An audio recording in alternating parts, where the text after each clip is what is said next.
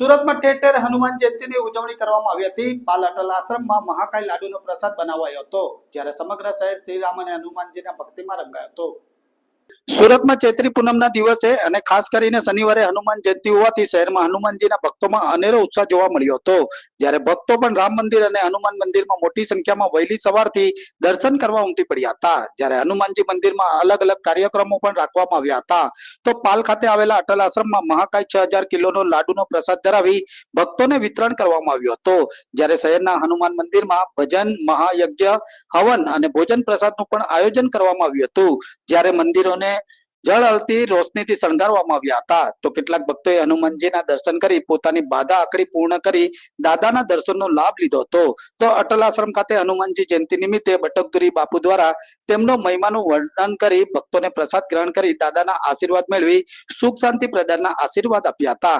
જ્યારે હનુમાનજીના ભક્તો જય જય શ્રી રામ અને જય હનુમાનના નાદ કરી દર્શનનો લાભ લીધો હતો।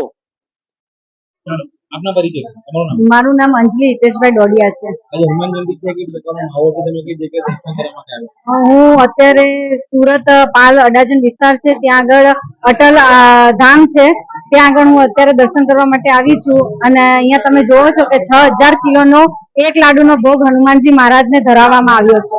કેવો માહોલ છે? શું છે આટલા મોટો લાડુ જોયું? માહોલ તો બહુ સરસ જ છે, એ તો તમે બધા પણ જોઈ શકો છો। અને આજે પાછો હનુમાન જન્મોત્સવ અને શનિવાર બે સાથે છે, એટલે લગભગ ઘણા વર્ષે આ યોગ સાથે આવ્યો છે। અને તમે જોવો છો કે અત્યારે લાડવા માટે ભોગ લગાઈ ગયો છે, હવે એની શોભાયાત્રા નીકળશે અને પછી આ લાડવાને છે ને બધાને પ્રસાદ રૂપે વેચવામાં આવશે। આપનો પરિચય દે।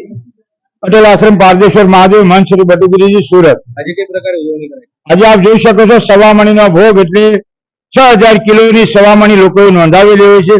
કમસે કમ 70 થી 80 સવામણી નોંધાય છે અને એ બધી સવામણી ભેગો મળીને 6000 કિલોનો એક લાડુ બની રહ્યો છે।